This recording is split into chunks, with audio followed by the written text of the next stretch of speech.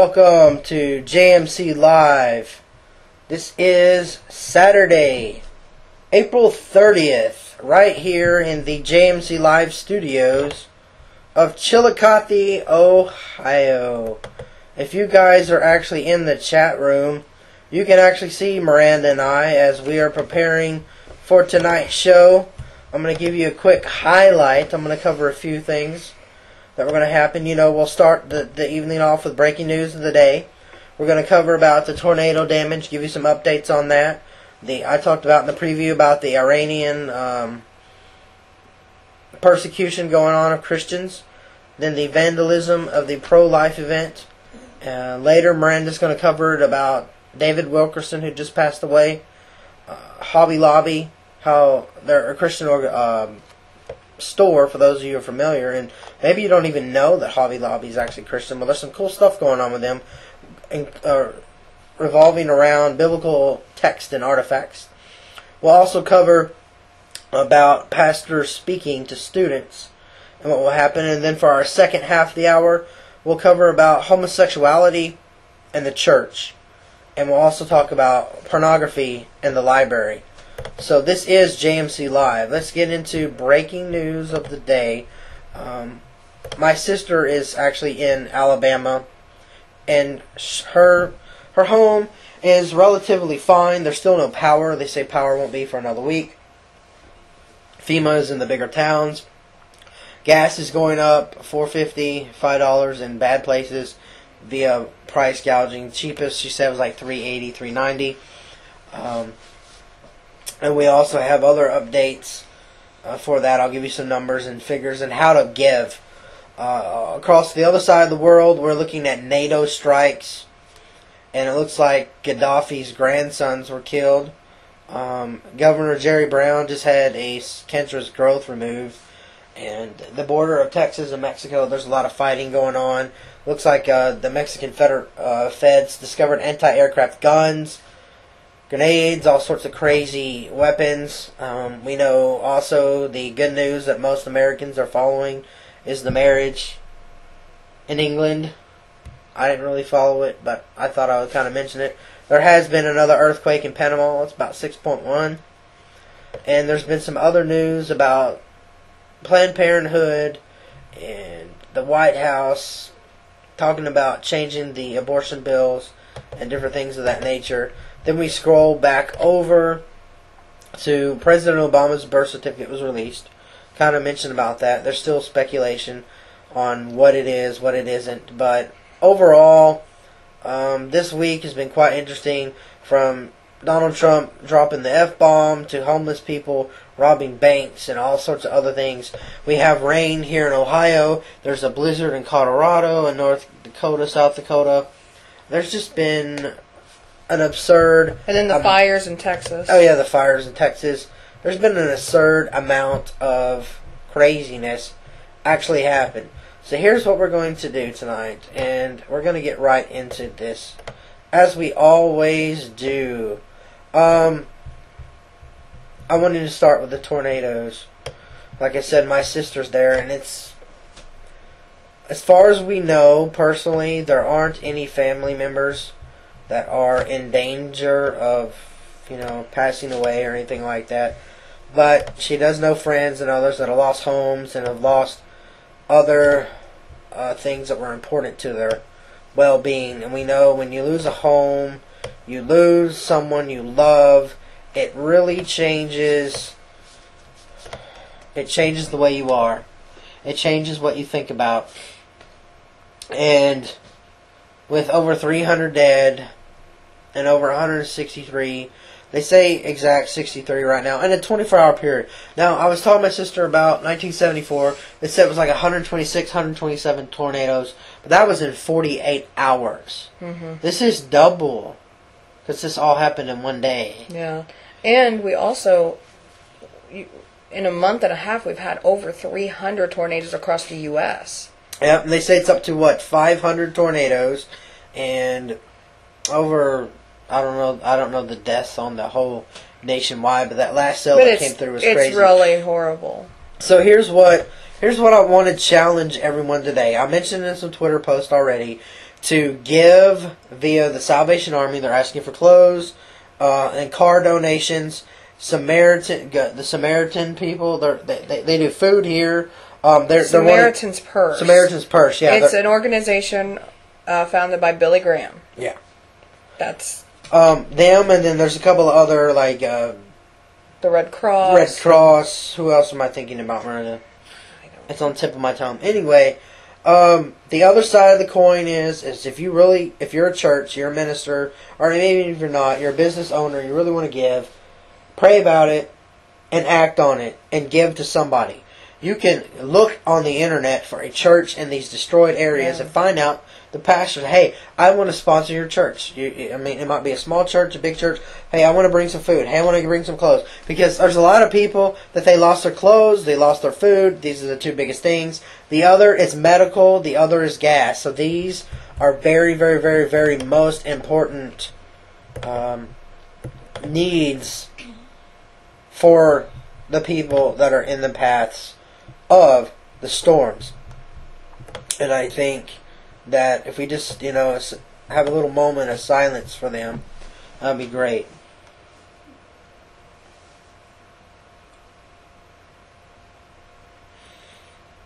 Okay, now we're going to go forward. And I mentioned this in the preview, and here it goes. Here's what's going to happen. I have friends that are from Tunisia. I have friends and family members that are Iranian. Yes, I said that. I'm not going to go into more details on that. It probably just freaked out a bunch of people when I said I have a family member that's Iranian. Because I do. But anyway, the gist of the matter is right here in the middle of Iran.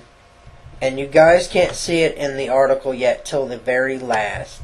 And I'm going to make it as small as possible so you can really read this and get a grasp with what's going on. Between last June and February this year, 254 Christians have been arrested in 33 cities because of their faith. We're not talking about Christians that are arrested because they broke regular laws that would be considered law breaking in the United States. We are actually talking about laws that are being broken right here in the midst of this insane, crazy thing. But, for me personally, I believe that this isn't getting any better. The conflicts, not just in the Middle East, but it's also in China. We have it in Central South America. And now we're having it here in California. If you guys haven't seen the latest updates in the news about the pastors that arrested in California over preaching in front of a motor vehicle registration place. I thought we had free speech to assemble, and now you have to have all these waivers and laws and requests and different, food vouchers and food this and placard here, talk to city council here, talk to the state, get approval here. This is government ground, this is private ground, this is public ground. And that's the argument we do here in America. We use the law to shut Christians up. We're not killing Christians in America, but we are shutting them up. Overseas, the 254 Christians that are being put in trial, they're not just going to go to a happy little jail.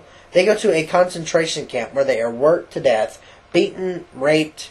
Some of them are just downright killed. And I have to ask you, how would you feel if that was you? Just for having the Bible, just for having this little Bible book in your house. Somebody got a tip that you have an Armed and Dangerous book in your house.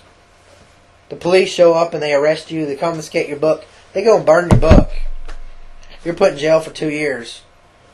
And while you're gone, somebody rapes your wife or whatever. The list goes on and on. The stories on persecution.com, the Voice of the Martyrs website. And if you've ever friended anyone who is overseas that tries to explain to you what's happening, it's crazy. And it's coming to America. I'm not trying to scare you, because it's already here. I'm not going to tell you something that doesn't exist. Just like the whole Verichip thing that we talked about in 2008, 2009, and even now, presently, as names are being changed and countries and things are being bought out, things are moving in a direction that are scaring the wits out of me. And here is a good example of persecution in America that I will share. This is an immediate release article, so I'm going to be able to read some of it to you. The anti-life, anti-Christian vandalism that hits this week at Pennsylvania University. Now, this is like during Easter. They had a public display of anti-Christian, anti-life motivations. The 300 crosses were pulled up and inserted upside down, which is an anti-Christian, anti-Christ, Satan sign. We know that Peter was crucified upside down, but the Satanist worshippers that are aware now will paint crosses upside down on their foreheads, and they do these weird different things. Well, they did this to the crosses, and I have pictures here for you. I got pictures. Time for pictures. Here we go. Picture show. Check this out. See the crosses upside down, guys? I'm not making this stuff up. This is graphic. That's fake blood, but they wrote a baby's feet and making fun of pro-choice. And then below they talk about that, the 3,315 human lives are ended every day by abortion, and they defamed it. They threw blood all over. There's blood smeared all over it. They thought it was funny. Here's some of the crosses pulled up, covered in fake blood. I have to ask you, what does this benefit anyone to make fun of someone's belief, to make fun of truth? Want to preserve human life. I'm sitting there looking at these crosses, like, they're covered in blood, and I'm sitting there thinking, what do you have to gain by I'm trying not to get very angry here, but I am angry. I'm downright angry, and because those 350 crosses represented someone who died. And these people are making fun of the fact that babies are dead. You're making fun of the fact that Jesus Christ is Lord. And you're making fun of the people who put those crosses in there. Every one of those crosses were prayed over. Every one of those families were prayed over. And it wasn't just prayed over that they would just feel guilty for their abortion. No, it went a lot further. They prayed that God would take care of them and guide them and provide their needs. I know, because I have friends that are involved with Drawn for Life and Bound for Life, and Jonathan Baldwin and others who put the red tape on their mouth and write the word life and other things. And they stand in what they call a silent siege in front of Planned Parenthoods and other abortion clinics, and all they do is pray for the people that go to either stop going. They pray for people to get married. They pray for people to get food and shelter and clothing. They pray for those that have been raped and molested and everything else that happens at a Planned Parenthood. My ex-girlfriend used to work at a Planned Parenthood. I went to her graduation when she became a nursing assistant, and that was one of her first jobs in California. And they told me, Jeremy, I saw 14 abortions today, and I saw hands and feet. I had to quit. It messed her up. It totally, because her job was to take the body parts and dispose of them and clean the tools that you did it. Can't tell me that's not a baby. If you can see it, and this is like a second trimester. This wasn't like the third trimester. This is like a second. I'm not going to get in the argument, is it a crime to kill someone or not. I'm just talking about it looks like something alive. Whether it's the mom or not, I'm not going to argue with you over that. The fact is, this is hardcore stuff. And I wanted to take this serious tonight. Because I have to ask you, what if this was you? What if you were in these situations where people were trying to make the decision on who did what and where and how and what is the purpose and plan do people have? I have to ask you if what is more important in life? You know, sustainability, short time ability, whatnot. I have to ask you, what is more important, life or death? And it's both.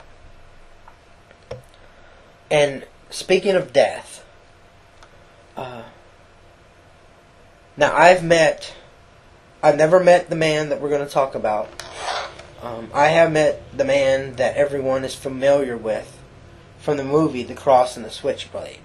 Nicky Cruz got saved when he was involved in a gang. And I met him in Houston, Texas in 2001, 2002. And they reenacted the whole event that went down. I don't think David was there, but he was helping out with David Wilkerson's role. And I think he reprised his own role or something. He spoke in the event, and you watch what happened. Miranda wants to talk about her experiences of meeting David. And I didn't meet him. Well, I thought you met David Wilkerson. No. You never met him? No, I would just like the movie. Or just the fact that you knew the movie. And we honestly know people now in our lives that have not only met the guy, but have worked with the guy. And we're currently working with some ministries here in Ohio that are connected to Nicky Cruz. And if you've looked at Nicky Cruz's online messaging, his Facebooks and Twitter and everything, there's a lot of people talking. So I'm going to hand this over to Miranda. On Wednesday evening, we saw a post on Facebook saying David Wilkerson died, or rather Jeremy did, and he says, David Wilkerson, he says, that's the guy in that movie, The Cross and the Switchblade, who influenced Nicky Cruz to get saved, right? I said, yeah, why are you asking that? He says, because he just died in a car accident. And I was really crying a lot, because this man, God used him in an amazing way to reach a lot of people and save a lot of lives from drug overdoses, gang violence in New York. The article is from CBN News, and I'll just read it to you a little bit. Reverend David Wilkerson, he was the pastor of the Times Square Church in New York City, and he also wrote the book, The Cross and the Switchblade, which was made into a movie. He died in a head-on collision in Texas. They say what happened was him and his wife were driving, and somehow they were driving on US I-75 in Texas, when suddenly he went left of center and went into oncoming traffic in the opposite lane and hit a tractor trailer head on. And they say he was instantly killed, and his wife is in the hospital in critical condition. And very sadly, just before he died that day, he wrote a blog and posted it. And it was entitled, When All Means Fail. And it was his last words that we all will ever read. It was the last post that he will ever make. And what he wrote was so profound. A part of it says, to those going through the valley and shadow of death, hear this word.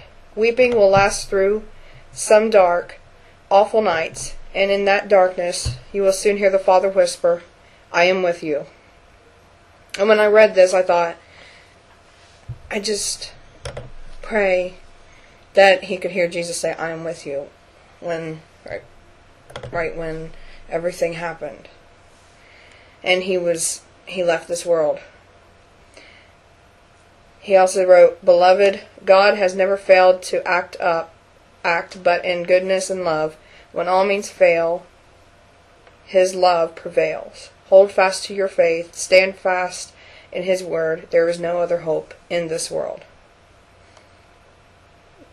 my question is, if you were to die today and you had just posted your last Facebook post on your wall, or just made that last Twitter post right before you died, what would you be remembered for? I think that's very profound. That was the last thing he was remembered sharing to millions of people across the world online. He wrote that. The other stories, I have two more. So please pray for David's wife Gwen. She's still in the hospital recovering, and also their family as they deal with his death.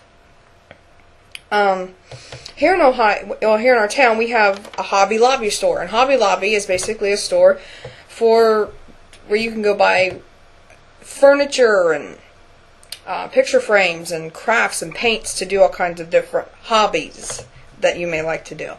Well, the people that own the franchise, the stores, they're Christians, and they have bought 30,000 rare biblical texts and artifacts.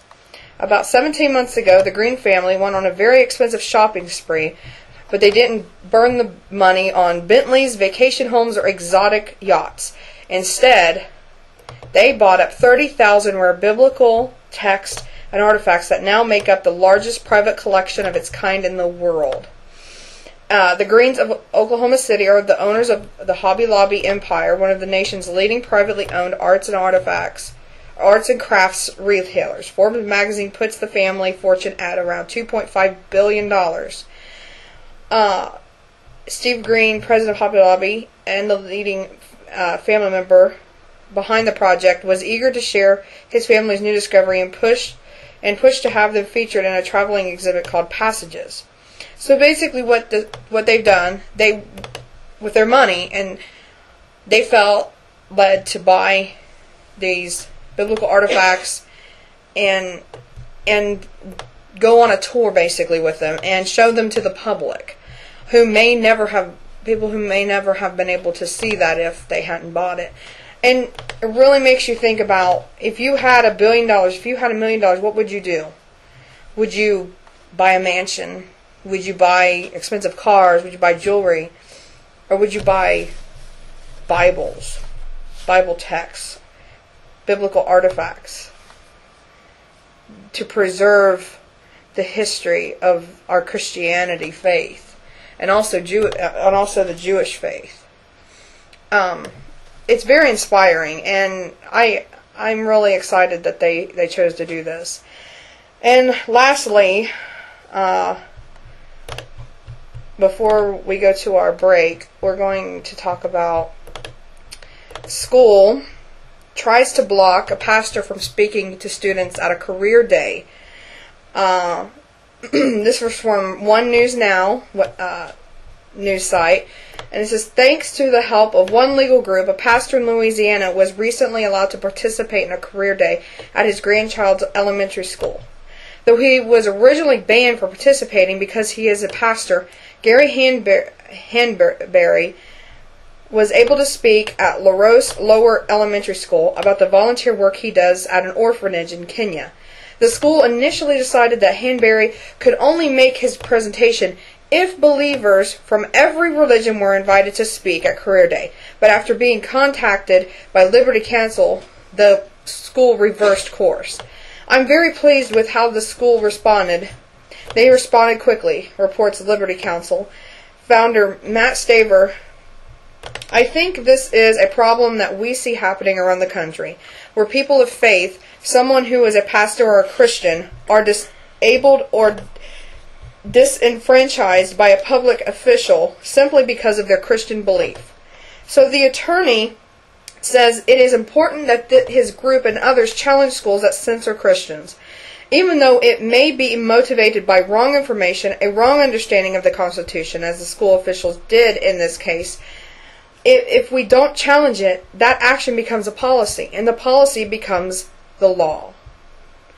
But Schaefer is astounded that the school attempted to screen out a career day message on helping orphans solely because the speaker was a Christian pastor. Don't you think that it's important that we talk about the mission work that people are doing in our community, reaching to the orphans and the widows and the hungry and impoverished? Because honestly, those who are helping are Christians, majority of the time. Do we honestly hear every day, day in and day out, about atheists going out in the street handing out food and clothes? I don't hear that. I don't see that at all around here. There's people panhandling along the road. Do I see someone saying, "I'm an atheist. Here, take my money"? No. I mean, why? I'm sure there are atheists out there who are doing it, maybe, but it is not so well known as Christians, because most of the charities that are out there, hospitals, schools, universities, all these other things, were founded by people of a Christian faith. And for us, like I said, if we do not stand up and fight and challenge when they tell us to be silent, then these policies become law. And we will never be able to speak anyway. We won't be able to talk about the good things we're trying to do in the community, or just trying to help each other and love each other. We won't even be able to talk about that just because they want to label us as a Christian. And it's wrong. It's really wrong. And I'm glad the school did let this man speak, because children need to hear. Children need to hear what others are doing, because we are the ones teaching. That is our future generation, and we, the adults, are the ones teaching. And if we don't have adults who are doing good things in the community, then they're not going to know about what they are capable of doing and not doing. So I'll turn it back over to you, Jeremy. Yeah, so like, with the school, I remember when I was a kid, we had a couple of speakers that were Christians, and they actually talked, and you had a chance to hear what they had to say, and they had a small little leeway to speak about God, and that was like, 13 years ago? I mean, it's quite a long time. 1997. It's been over 10 years. That's crazy. So here's what we're going to do. We're going to take a break, and I will give you a preview of what's to come. Like I said before, in the beginning of the show, we're going to cover about homosexuality tonight. Apparently here in Ohio, a church has forgotten what homosexuality is, and I'm going to explain in the Bible, not just my own personal thought, how this actually works. What's God's idea behind marriage and sex? And where does homosexuality fit in that? For those of you in Ohio and other parts of the country who I know, some of you will not like what I have to say. Some of you will agree with me. And if I was living in Canada talking about this right now, I would go to jail. Yep. Because that's just the way it is. And then we're going to finish up with the New York law about pornography. And as a highlight, what we'll do for that is we have a surprise. Miranda has just now published an article, and we'll share about that at the end of the hour. Mm-hmm. So we're going to take a break, and when we come back, we'll have more JMC Live.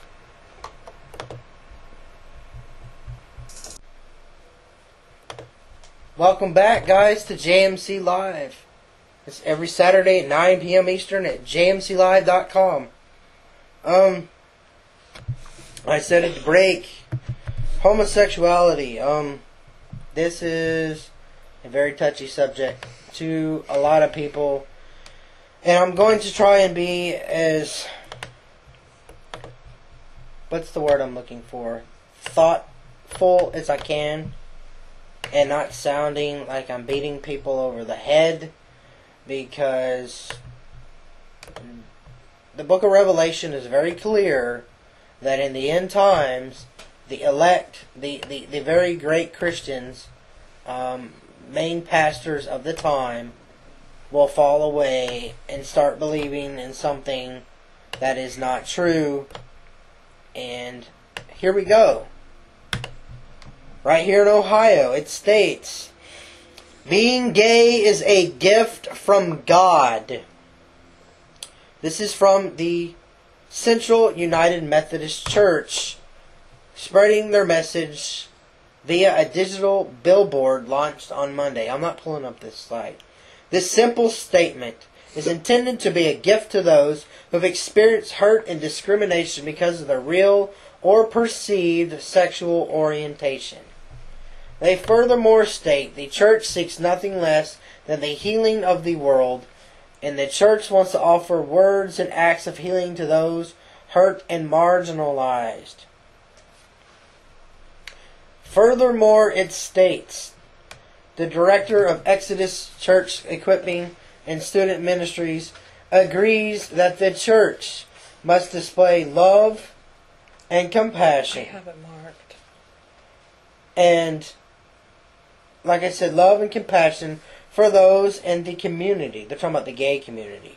But he opposes the message that is being sent out through their Being Gay is a Gift from God campaign.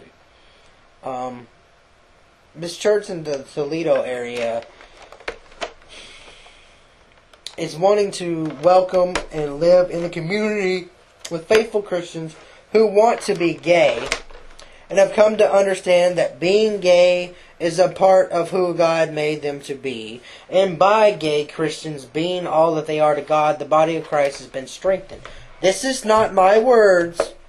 For those of you that are running away from the chat and shutting off the audio, just listen to me here. Because I know I already lost like 5 of you. Because I had it, there was over. So here we go.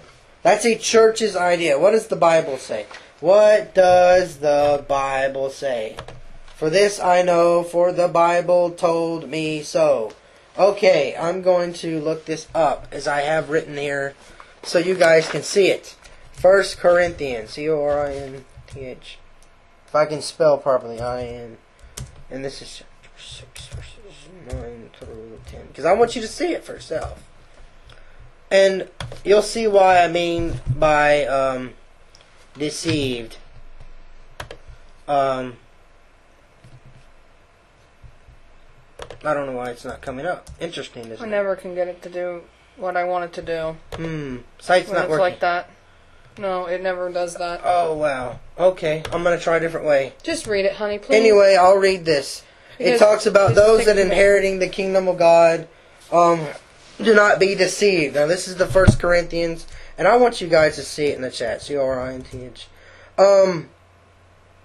This verse has been translated several different ways, and honestly 6 through 9 through 11 is really more pertaining. The problem is English language has changed ever so slightly, and I said slightly because when you go to Bible Gateway, and I want you to see Bible Gateway here, as you guys were seeing, I was chatting, pulling this thing up. There's a footnote here. This is the New International Version in 2011. This is not King James. I'm doing this version for a reason. It says, do you not know that wrongdoers who will not inherit the kingdom of God? Do not be deceived. Neither the sexually immoral, nor idolaters, nor adulterers, nor men who have sex with men. Here's the little side note. Footnote. 1 Corinthians 6:9. The words men who have sex with men translate two Greek words that refer to the passive and active participants in homosexual acts. The reason why I'm pointing out the nice little happy side note here is it's talking about you can't follow God and say that you're gay. Meaning, well, I just want to have sex with a man, but I know I'm gay because that's the way I was born. I'm like, yes, God born all of us into life, into sin. Let me say it again. because I have to encompass everything here for you so you really truly understand what I mean and what all this is about. If Adam and Eve were created as the pure and spotless humans before there was ever any sacrifices, and Eve went into the garden, she talked to the snake, and the snake gave her the apple or whatever it is. She ate of it, gave it to Adam, he ate of it. Therefore, the first sin was ever committed. All of mankind is born into sin. We are all sinful people. We are all people in need of a Savior. The problem is with sex and religion. It's people want to get busy with saying this simple fact. Well, I was born this way. Well, God made me this way. Yeah, God allowed you to be tempted by something, which is sexuality, homosexuality, bisexuality, bestiality, pedophilia, whatever your problem is. You won't kill people. You eat too much corn. I don't know what your problem is. It's sin. The Bible is very clear. We're supposed to have childlike faith. So I'm going to talk to you like a child. Because apparently, this church in Ohio is, yes, they're wanting to accomplish something good. They want to heal the homosexual. They want to heal all those. Because my grandma told me a story when she was growing up in the 40s during the Dust Bowl days in Texas, when there was a big dust storm that came through and everything. She told me she knew someone that lived 2 miles down from her farm. And the kid was 14 and got pregnant. Well, what did the parents do? The parents kicked the kid out of their home. Said, we want nothing to do with you anymore. You evil whore. That's exactly what they called her. Well, there's some homosexual people that are 30 years and older. Some of them are 50 years and older. Grew up in that generation where when they got caught or they tried to tell their family kicked them out. Their friends isolated them. No one wanted nothing to do with them. Now hear me, church. There are some of you who are called to reach out to the homosexual. Some of you are tempted by homosexuality and need to stay away from homosexuals. And others need to grow up. Because I want you to look at the verse. Here's what we're looking at right now. And I'll do a full screen and you guys can actually see that we're looking at BibleGateway.com. This is BibleGateway.com. And you're seeing all the cool other stuff I got posted. But there we go. There we go. BibleGateway.com. I'll probably have to scroll it out a little bit further. Gateway, whatever it is. Blah, blah, blah. This is BibleGateway.com. I could probably scroll down a little further right here. There we go. BibleGateway.com. I use this all the time. And you can type it in the chat for them that are asking the question. BibleGateway.com. We use it on the show every week. Plus, we use our Armed and Dangerous book. It's really helpful. It's got verses in here. I'm staying in with just this one verse for right now. But I want to point out that side note. So, if knowing what I just told you, the history of the United States is that when there was women born having sex out of wedlock, they were called bastards. They were called bastard children. They would be referred to the Old Testament Leviticus Acts that if you had sex and had a kid, it was a bastard child and cursed for 7 to 10 generations, and everyone's life would be hell. So the Christians and the people of the day in the 10s, 20s, 30s, and 40s, 10 through 40, would kick family members out of their home and excommunicate them from their family. This is the background that homosexuals have come from. This is the background of any sin in a very religious, very conservative era of any history, of any nation, of any tongue. So this has happened beyond America, but we're in America, so I use that example. So the church has the good side of, we want to heal the homosexual. Well, to reach a homosexual is almost impossible because they already know you're going to pull out this verse, 1 Corinthians 6, 9, 11. Can't go to be a Christian if I'm a homosexual. Well, there's a difference between being tempted to have sex. I am married, and I will tell you right now, I have had women hit on me. Does that mean I'm a sinner and I'm going to hell? No, it's called temptation. I've been tempted to cuss. I've had people tempt me to do things that are wrong. I've got angry and wanted to say the wrong thing. It's called being a human. And when you separate being tempted and actually trying to justify the fact that you want to actually live in a not only a right here, nor sex with men and men or women with women. Don't get me wrong, women, it includes you too. And say, I can be gay, I can be Christian, and I just will forget, the fact that there are several parts from Leviticus to Corinthians and Romans and even Revelation talks about sins. And it says in Revelation there will be a falling away of the elect. And what happens is all these Christians are going to start preaching a false doctrine. And I have to say it. This church is preaching a false doctrine. I love the fact you want to help gay people. Guess what? I have a friend right now that's in Georgia who used to be gay. And I say used to be gay. He's a guy. He used to be gay. I think he even had a crush on me when he was gay. And he's not gay anymore. You know what he does? He calls an accountability partner. He says, hey, I'm tempted. What are you tempted by? Well, there's this guy or there's this girl, whatever. I'm not going to go any further. It's called taking captive your thoughts. Now, I'm going to look something else up because I don't know if I can find it. Because this is something I don't think Christians realize. And if you see, I'm looking on Bible Gateway. I type in a word. It's pretty easy. I've typed in the word captive. And this is what I do for all the shows. I'm just being very transparent tonight. I want you to see this verse about taking captive your thought. Here we go. It's also in Corinthians. Here you go, folks. Bingo. What do you see here? I don't know if you can see it. So let me, BibleGateway.com. I'm going to make it smaller so you don't have to see all the flowery text and stuff that was going on. Right here. Right here. There we go. A little bit more over. Alright, done talking to myself. I'm pretty good at that. 2 Corinthians 10, verse 5. And just, I'll read 3 versions of it. We demolish arguments and every pretension that sets itself up against the knowledge of God, and we take captive every thought to make it obedience to Christ. That's a New International Version. I'll read you King James, because King James is like 400 years old.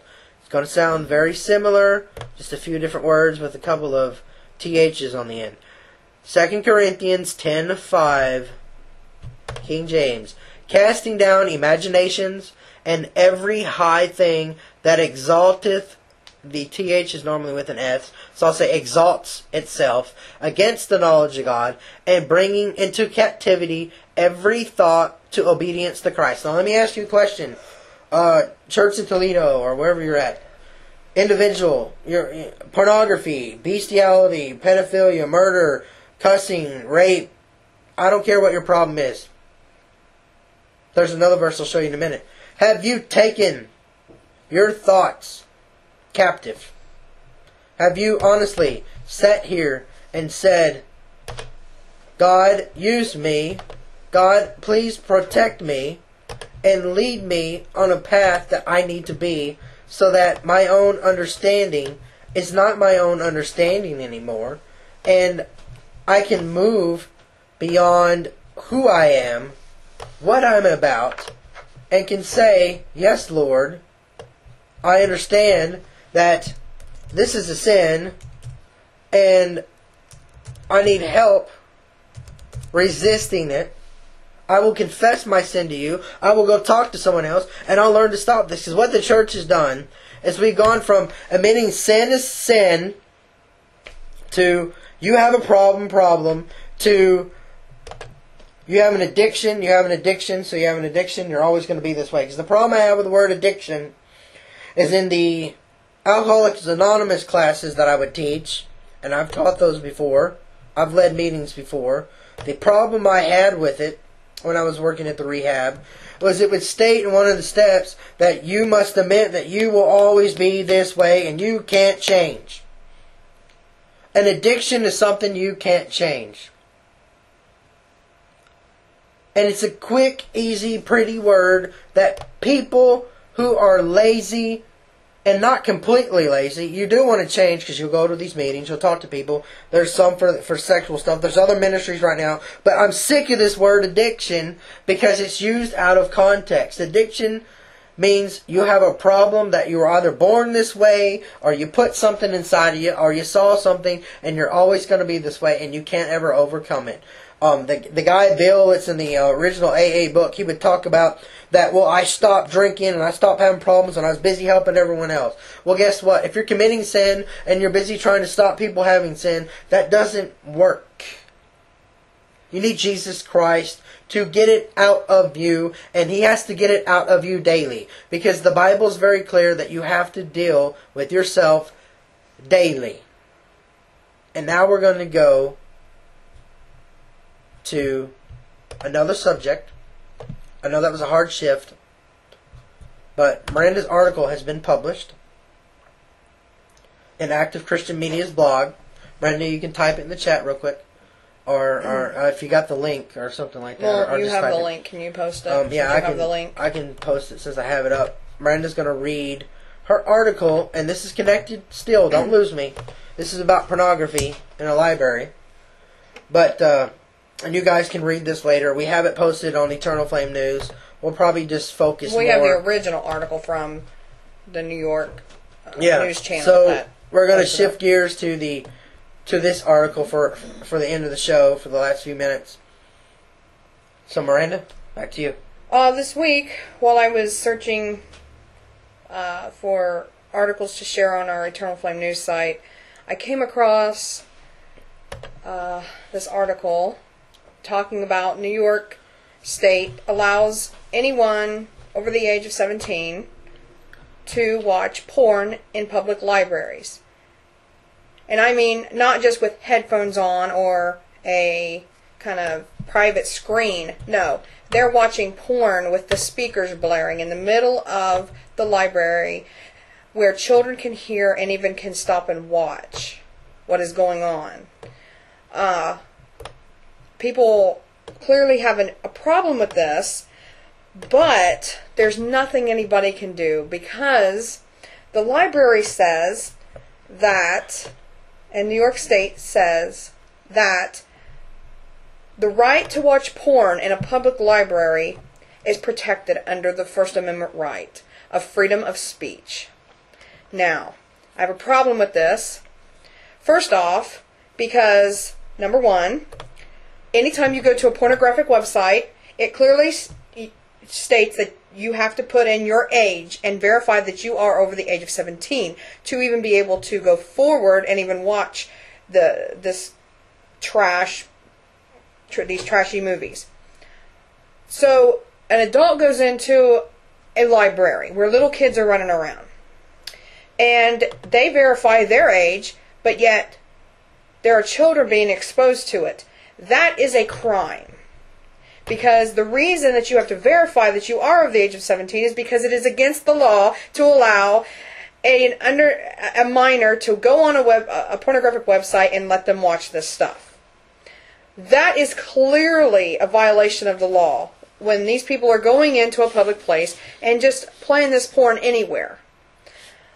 And that is the number one way that I feel the people that have an issue with this can fight it.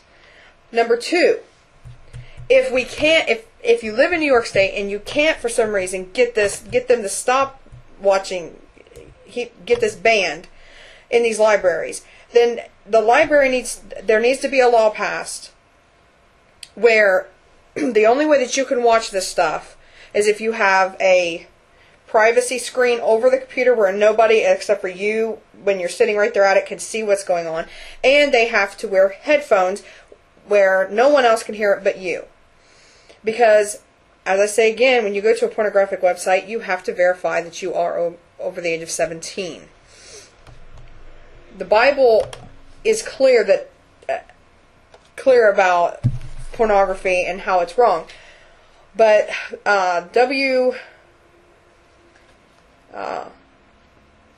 PIX News 11, they interviewed some people. A mother of two was quoted saying, "It's hard for me to imagine that anyone would want to watch this in a public place." Well, I can imagine it because there are perverted, sick people out there who would go in a place like that just so that they can expose little kids to this stuff. I've already got my... I don't need that, honey. Okay. Jeremy's trying to show me something I don't need. Another woman named Jean from Brooklyn came across someone watching porn in the library as she was looking for a computer to check her email, and told PIX News 11, "First, I was in shock. I don't approve. What you do in your own home, you can't do in public." Of course not. You can't go out into a public library and start doing this kind of stuff that they're watching. So why is it allowed? Why can you, if you can't physically do it, then why are we allowing it to just even be viewed? The other thing is, they want to protect this under the First Amendment right, but they did not want to protect that Christian who wanted to go and speak at a career day. The school fought him and did not uphold his First Amendment right, just to talk about how he was helping an orphanage. But yet allowing porn in a public library is worth standing up for. This doesn't make sense to me. So, in Numbers 15:39, the Bible, this is the Old Testament. I go from Old Testament to Jesus' own words, to New Testament with Paul. In Numbers 15:39 it says, "You will have these tassels to look at, and so you will remember all the commands of the Lord, that you may obey them and not prostitute yourselves by chasing after the lusts of your own heart and eyes." Matthew 5:27-29, Jesus said, "You have heard that it was said, 'You shall not commit adultery.' But I tell you that anyone who looks at a woman lustfully has already committed adultery with her in his heart. If your right eye causes you to stumble, gouge it out and throw it away. It is better for you to lose one part of your body than for your whole body to be thrown into hell." In 1 Corinthians 6:18, "Flee from sexual immorality. All other sins a person commits are outside the body, but whoever sins sexually sins against their own body." The Bible is clear about that it is wrong to have sex outside of marriage, to expose yourself and your eyes and your mind to sexual immorality such as porn and other horrific things. And the sad thing is, the only way that somebody will be arrested or forced to stop watching porn in a public library in New York State, and also in Los Angeles, California, I will add, because there's other states that do allow this to happen. The only way a person that is doing this and exposing little children and other people that go into a library will be stopped is if they are watching porn that has children in it. So what? That is the only way that they will be stopped. If they actually perform a sexual act on themselves, will they get arrested for that? I would say yes. But if they're already performing it on the screen, what's the difference? That's what I'm kind of wondering. There is no difference. And see, folks, I've talked about this before. The UN is trying to lower the age of sexual consent. And not only that, but they're trying to say sexuality is something that should be very open. If you go over to, England and Australia, movies are PG, PG-13, stuff like that. They have full, hardcore, they put it on TV unsimulated sex. Yeah, they put it on TV. Yeah, they don't censor anything. And like a movie like Resident Evil, Killing Zombies, it's like RX rated automatically. But say something like Showgirls, which was popular in the 90s, they had that on TV, unedited. They say that's what they're trying to do here in America. And if you don't believe it, look what they're doing with this. It's getting insane. It's getting crazy. I don't like it at all. It makes me sick in my throat.